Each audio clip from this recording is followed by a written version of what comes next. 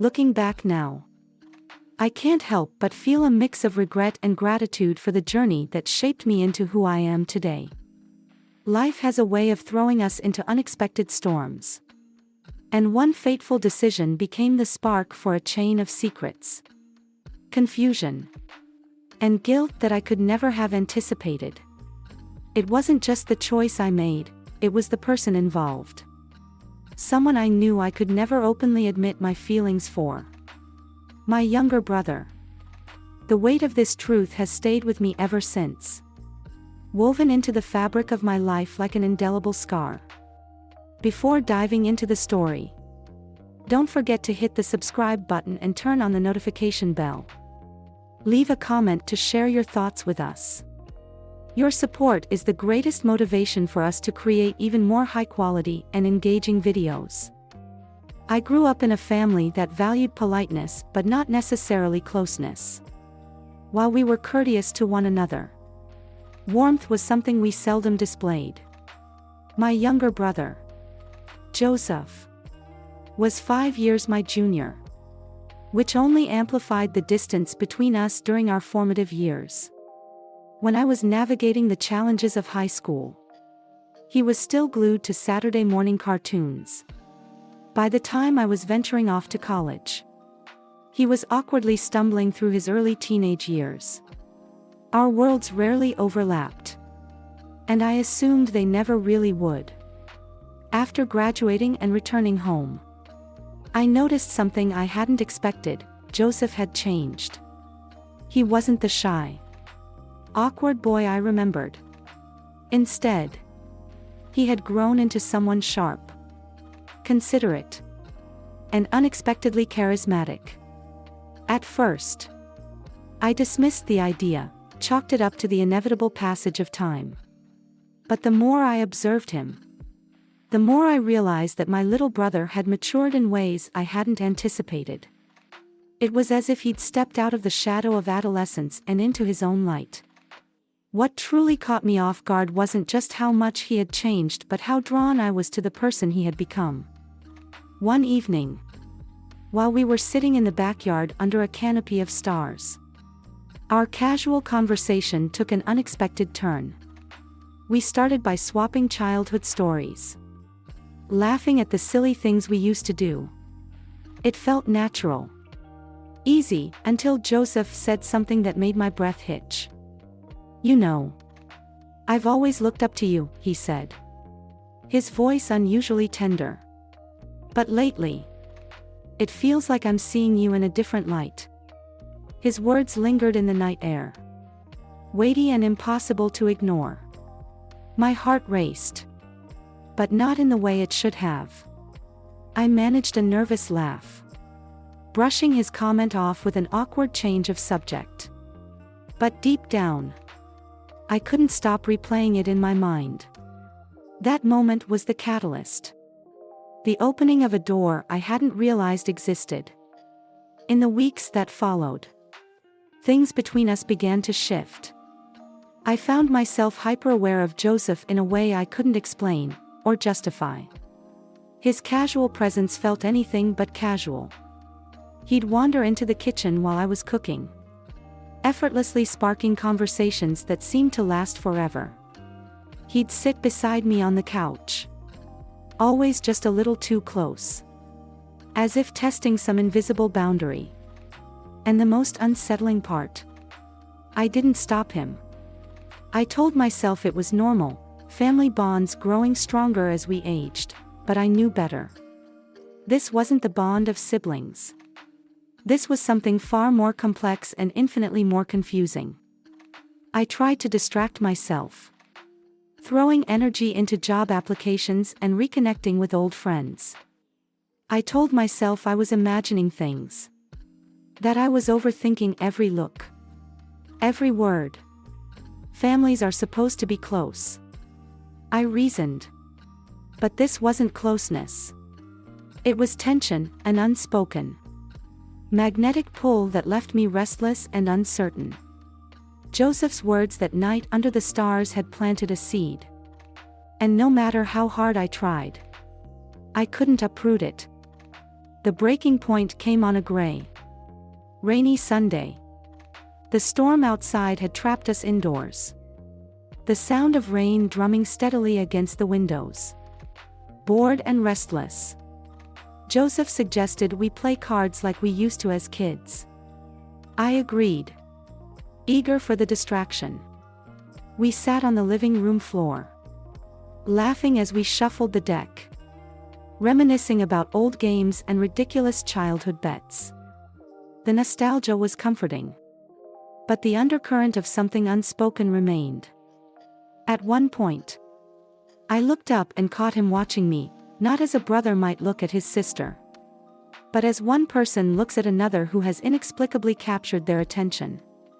My breath hitched again, and for the briefest of moments, the room felt stiflingly small. The rain outside blurred the world beyond the windows, isolating us in a cocoon of shared history and uncharted emotions. I didn't know what to do with the feelings that had taken root. They were wrong. I knew that much. But they were also undeniable, weaving their way into my thoughts, my dreams, and every moment I spent in Joseph's presence. That rainy afternoon was the point of no return, the moment when I realized that some doors, once opened, are almost impossible to close. You've got no chance, I teased, trying to keep things light, my voice laced with playful mockery. The cards in my hand felt like a shield, one I was using to hide the nervous energy I wasn't quite ready to confront. We'll see about that, he shot back, a grin curling his lips, his tone equally charged with friendly defiance. But there was something in his eyes, a flicker, almost imperceptible, that hinted at something deeper. As the game went on, the atmosphere shifted, subtly at first. What had started as harmless banter took on a weight neither of us acknowledged aloud. Every touch of his hand when he passed me the cards felt more deliberate, as if his fingers lingered just a second too long. His gaze, once casual, began to hold mine for moments that stretched into something unspoken. My heart thudded against my ribcage, and I knew it wasn't because of the game anymore. At one point, as I reached across the table to grab the deck, our hands brushed. It was such a fleeting, seemingly insignificant moment, but the jolt it sent through me was undeniable. I froze mid-reach, and so did he. The air between us thickened, heavy with unsaid words. Our eyes locked, and for a heartbeat, it felt like the entire world had paused, just for us. You feel it too, don't you? His voice was quiet, almost a whisper, but it carried the weight of 1,000 unspoken truths. My mind raced. Admitting the truth felt like standing on the edge of a cliff, knowing that one step forward would change everything forever. Denying it, though, it felt like a betrayal of something raw and real. I don't know what you're talking about, I whispered, my voice barely steady as I pulled my hand back. The warmth of his skin still lingered on mine, and I stood abruptly, the chair scraping against the floor in my haste to create distance.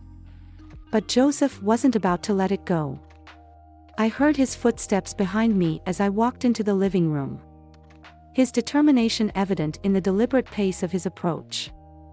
Don't do that, he said firmly, his tone stripped of its earlier playfulness.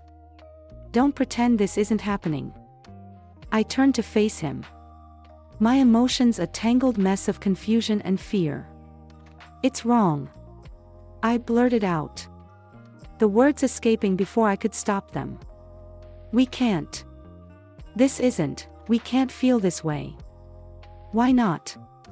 His question was sharp, almost defiant. I know what we're supposed to be, but I can't help how I feel. And I don't think you can either. I stared at him, my resolve crumbling under the intensity of his gaze. I wanted to argue, to push him away. But the truth was, I didn't have an answer. Every fiber of my being was screaming that this was impossible. But my heart had other ideas. I don't want to talk about this anymore. I managed, my voice trembling. I turned away, needing space, needing to breathe. But the damage was done. The lines between us had blurred irreparably. And no matter how hard I tried, I couldn't unfeel what I felt. From that moment, everything between Joseph and me changed. We avoided the topic, as if by refusing to name it, we could contain it. But it was always there, simmering just beneath the surface.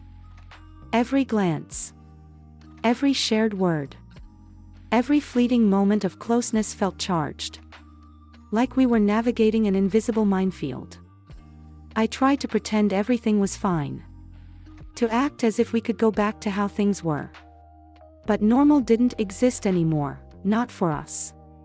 Spending time with him felt like walking a tightrope. Every step precarious.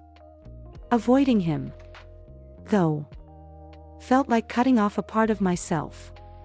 A part one wasn't ready to lose. And Joseph wasn't making it easy. He found reasons, excuses, really, to be around me. He'd offer to help with errands, suggest movies to watch, or casually wander into my room, pretending it was nothing. The worst part was, I wanted him there. Every time he showed up, my resolve wavered.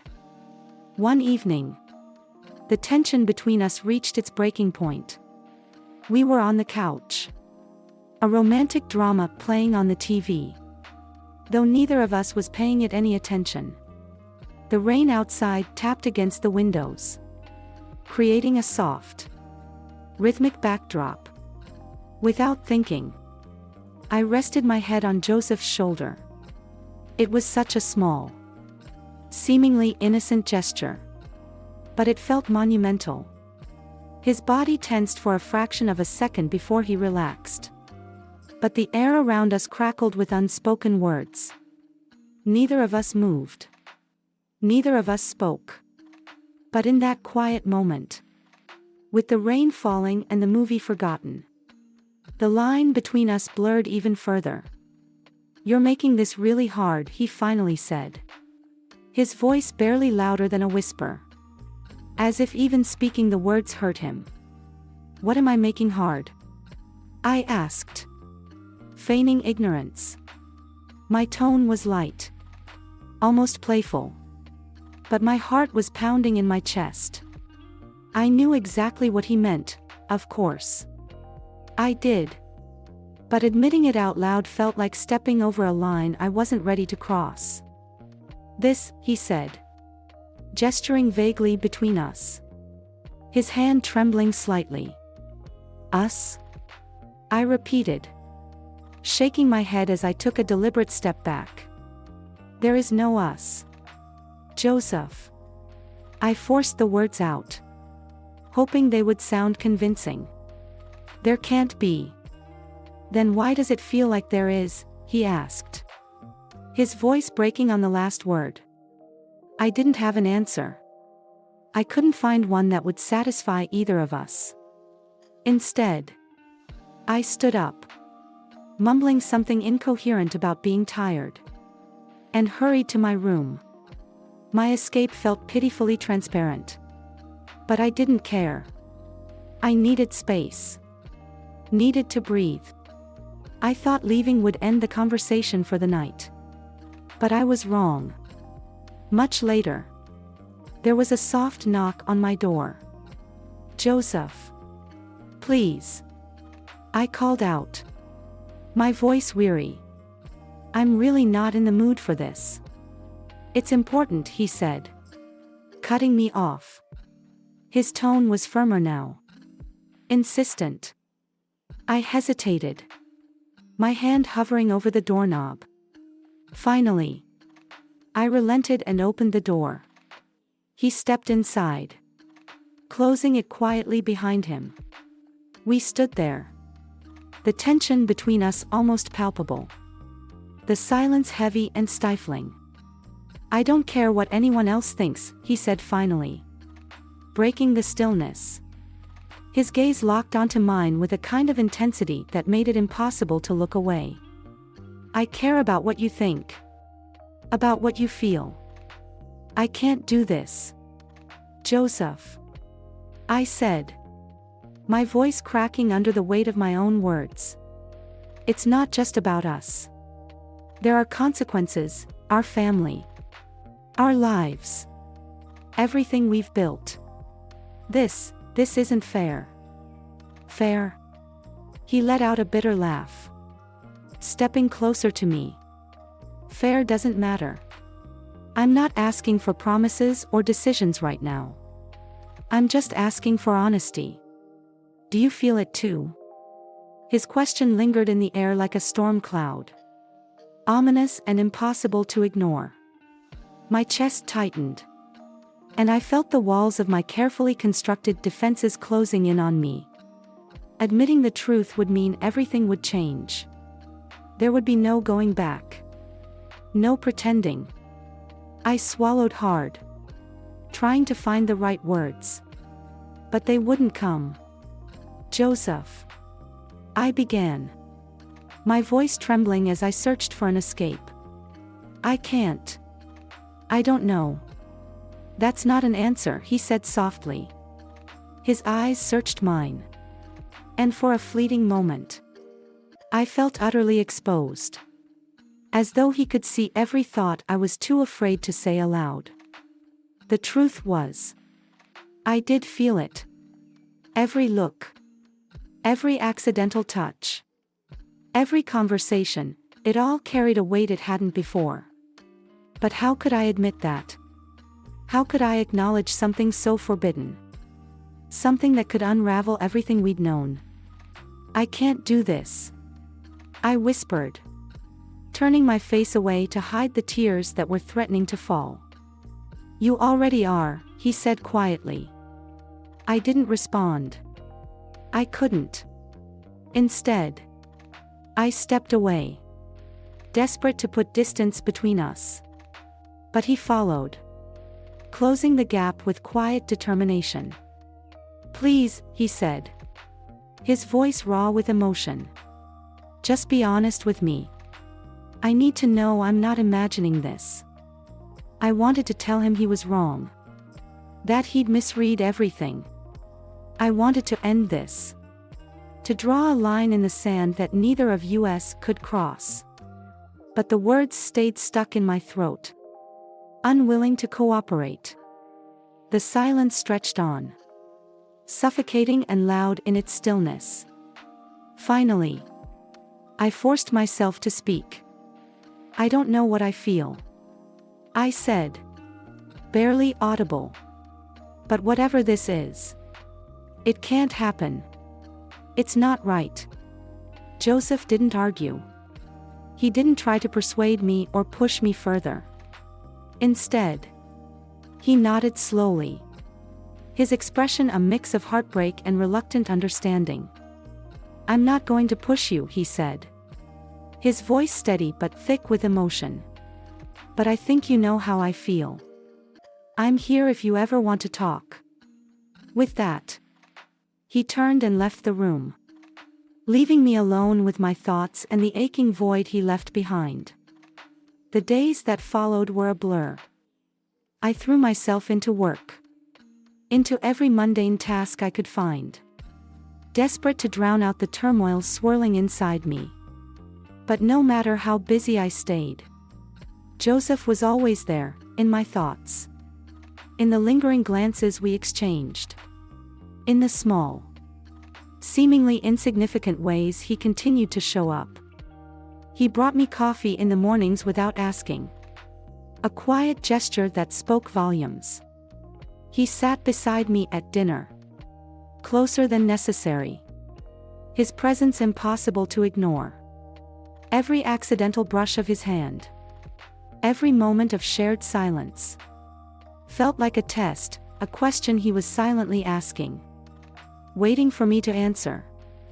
One quiet evening, as the golden hues of sunset seeped through the curtains, my attention was drawn to a small, worn journal lying on the coffee table. At first glance, I assumed it was mine, its familiar size and tattered edges resembling the kind of notebook I often used for scribbles and fleeting thoughts. But when I picked it up and flipped through its pages, I quickly realized it wasn't mine. It was Joseph's. The pages were alive with his world, sketches etched in hasty lines, poetic verses scrawled in a barely legible script, and fragmented notes that seemed to whisper secrets of a mind far deeper than I had ever given him credit for. A pang of guilt flickered in my chest. I hadn't known Joseph created these things. These beautiful, raw pieces of himself. It was as if I were seeing him for the first time. A version of him he had never shown. Then, I came upon a page near the back. Unlike the others, it wasn't adorned with drawings or abstract musings. It was a block of text, its lines pressed so firmly into the paper that they almost embossed the page. As I read the words, a weight settled in my chest. My heart stuttered, then sank like a stone dropped into still water. The words were about me. At first, I thought I must have misunderstood. The idea seemed absurd. But as I read on, the truth became undeniable. It wasn't just about me as his sister. No, it went far beyond that. The words painted a picture of admiration so profound, of emotions so consuming, that I was left breathless. Joseph had written about me as someone he cherished. Someone he couldn't stop thinking about, not in the familial, innocent way I'd always assumed, but with a depth and intensity that terrified me. It was raw. It was brutally honest. And it was something I wasn't prepared to confront. I knew I should have closed the journal right then and there. I knew that invading his privacy like this was wrong. That reading further would only pull me deeper into a place I wasn't sure I could escape. But I couldn't stop. Each word gripped me, drawing me into the labyrinth of his feelings. And soon I was lost. That journal was a catalyst. It was no longer a question of fleeting thoughts or unspoken tension. Joseph's feelings were there, immortalized in ink, undeniable and inescapable. And worse, they mirrored thoughts I had buried so deeply within myself that I didn't recognize them until they were staring back at me from the page. That night, I couldn't sleep. The journal sat on the table like a ticking clock, a silent reminder of the chaos it had unleashed. My mind was a whirlwind of questions and fears, each thought colliding with the next until it felt like I might burst. Part of me wanted to confront Joseph immediately, to demand answers, to understand how we had arrived at this impossible juncture. But another part of me was paralyzed by fear of what he might say. And even more terrifyingly, fear of what I might say in return. By morning, I had resolved to avoid him. I needed time to think, to process, to understand what all of this meant and what I was supposed to do. But avoiding Joseph was like trying to stop the tide. He had a way of finding me, of pulling me back to him no matter how far I tried to run. That evening, he found me sitting in the backyard, the horizon painted in shades of dusk as I stared blankly ahead. I heard his footsteps before I saw him, his presence unmistakable even in silence. He sat down beside me, close enough that I could feel the warmth of him, but not so close as to make me uncomfortable. "You've been quiet all day," he said, his voice soft, as though he already knew the answer to his unspoken question. I've just been thinking, I replied, trying, and failing, to sound casual. My voice betrayed me, trembling under the weight of the truth. Thinking about what? He asked, his tone laced with caution and curiosity. I hesitated, my fingers fidgeting with the hem of my sweater. Finally, I took a deep breath and forced the words out. I found your journal. The silence that followed was deafening. I could hear his sharp intake of breath, feel the tension radiating from him. When he finally spoke, his voice was barely above a whisper. I didn't mean for you to see that. I know, I said, my voice equally quiet. But I did. And now I don't know what to do. What do you mean? He asked, his words trembling, as though he feared the answer but needed it nonetheless. I turned to face him then, my eyes meeting his for the first time that day. His expression was a storm of emotions: fear, hope, regret, and something else that felt too overwhelming to name. About us, I said simply, the words hanging in the air like a fragile thread. His gaze faltered, and he looked down, his hands twisting nervously. I don't want to make things harder for you, he said after a long pause. But I can't pretend anymore. I've tried. And it's impossible. I don't know if I can do this. Joseph, I said, my voice breaking under the weight of my confession. It's too much. It's too complicated. It doesn't have to be, he said, reaching out hesitantly to take my hand. We don't have to figure everything out right now. I just need to know, do you feel the same way? I wanted to deny it. I wanted to tell him that this was all a mistake, that we could erase it and go back to the way things were. But I couldn't lie. Not to him. Not to myself. Yes, I whispered, my voice so soft it was almost carried away by the wind. But that doesn't mean it's right. That single word changed everything. It was a dam breaking. A flood of emotions that neither of us could contain. Over the next few weeks, we existed in a delicate balance, walking a tightrope that felt both exhilarating and terrifying.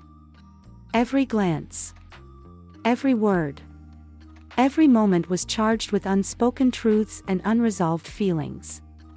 We didn't cross the line, but we never truly stepped back from it either. It was as if we were caught in a dance, moving closer, pulling away, both of us afraid of what might happen if we fell. Then came the night that unraveled everything, a night etched in my memory, where silence carried more weight than words. It was late, and the rest of the house was bathed in the stillness of sleep.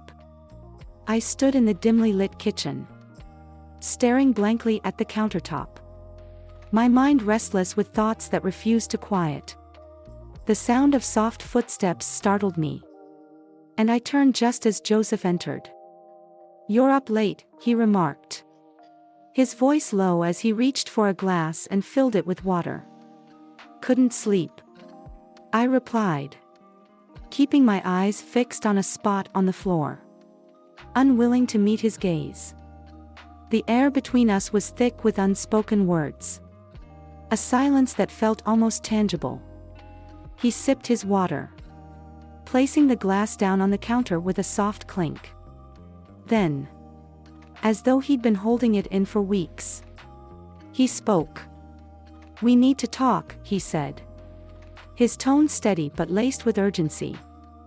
I swallowed hard, pretending not to understand. "About what?" I asked, though deep down, I already knew. "This," he said, gesturing vaguely between us. The weight of that single word enough to send a shiver down my spine. I can't keep pretending everything's fine when it's not. I need to know where we stand. I don't know. I admitted. My voice barely audible. The vulnerability in my words made my chest tighten. I don't know what to do. Joseph. Every part of me is screaming that this is wrong. But I can't. My voice broke as I struggled to finish. I can't stop feeling this way. His gaze locked onto mine. Unwavering. Then stop fighting it, he said simply. His voice both a plea and a command as he took a step closer. I shook my head. My throat constricting. I can't. I whispered. The words trembling as they escaped me. It's too much. It's too dangerous. He exhaled deeply. A mixture of frustration and resolve etched into his features. Then let me make it simple, he said. His voice steady and deliberate. Do you want me to walk away? Because if that's what you need, I'll do it. I'll walk away and never bring this up again. But if you want me to stay. He trailed off, leaving the decision entirely in my hands. The ultimatum hung in the air like a storm cloud. Heavy and foreboding. My breath caught in my throat as I stared at him. My heart racing. He was offering me an escape. A way to undo everything. But was that really what I wanted? The weight of the moment pressed down on me. And I realized with startling clarity that this was the point of no return. Joseph. I began. My voice shaking as tears threatened to spill. I don't want to lose you. But I don't know how we can make this work without breaking everything else in the process. His expression softened, though the determination in his eyes remained. I'm not asking for all the answers right now, he said gently. I'm just asking you to choose. Do you want me to stay or not? A single tear slid down my cheek as I grappled with the enormity of the decision. I wanted to tell him to leave. To end this before it spiraled further. But the truth, the raw, undeniable truth, was that the thought of him walking away felt like losing a part of myself. I don't want you to go. I whispered. The admission both terrifying and freeing. For a moment, he seemed frozen. As though he couldn't believe what he'd just heard. Then, without hesitation, he closed the distance between us and pulled me into his arms. There was no grand romantic gesture. No passion-laden embrace. It was quiet. Grounding, just the solace of being held by someone who understood the depth of my turmoil. We'll figure it out, he murmured against my hair. His voice steady with conviction. One step at a time. The days that followed were an intricate dance between relief and fear. Joseph and I became acutely aware of how our interactions might appear to others.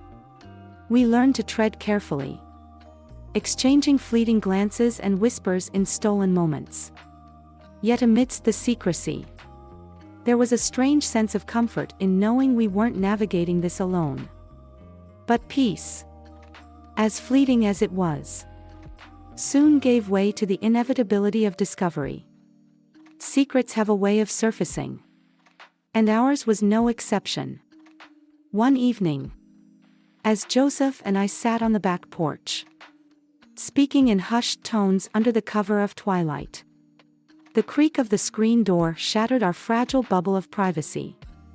We turned, startled, to see Ellie, our older cousin, standing in the doorway. Her sharp eyes darted between us. Her expression a mix of suspicion and curiosity. "What's going on here?" she asked. Her tone casual but probing. "Nothing," I blurted out, the word escaping too quickly to sound believable. Ellie narrowed her eyes, her intuition as sharp as ever. "You two have been acting weird for weeks," she said pointedly. "Don't tell me it's nothing." Joseph opened his mouth to respond, but I cut him off, desperate to deflect. We've just been spending more time together. That's all. I said, attempting a casual shrug. Ellie's skeptical gaze lingered on us. Right, she said slowly, drawing out the word. And that's not suspicious at all. You two were never this close before. What changed? Panic clawed at my chest as I forced a laugh. Nothing's changed, I said, though my voice betrayed me. We're just getting along better. Ellie's expression made it clear she wasn't convinced. But to my relief, she let the matter drop, for now. Later that night, Joseph and I sat in my room. The tension between us palpable. She knows something's up, I said, my voice barely above a whisper. We'll handle it, Joseph replied, his confidence unshaken. How? I asked, my voice cracking. This is already impossible to keep under wraps. What if she figures it out? What if she tells someone? Joseph placed a reassuring hand on mine. We'll figure it out, he said firmly, his voice steady. But I'm not giving up just because this is hard. His words offered a sliver of hope. But the fear gnawed at me relentlessly. Ellie wasn't one to let things go.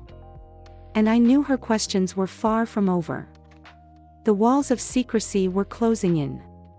And I couldn't shake the feeling that our fragile world was on the verge of collapse. We had chosen this path together. But the question remained, could we withstand the storm that was coming? I'm not sure if I can ever return to the peace I once knew. That life was swept away by a relationship that left me lost in a storm of emotions and memories, blurring the lines between right and wrong. The simplicity of those days feels distant now, replaced by scars that linger. My advice: moments of impulsive joy can cost you your peace. When torn between reason and emotion, ask yourself, is it worth sacrificing the values you've worked so hard to build? Thank you so much for watching this video. If you enjoyed the content, don't forget to subscribe to the channel and turn on the notification bell to stay updated with our latest and most exciting videos. Your support is the greatest motivation for us to keep creating valuable content. See you in the next video.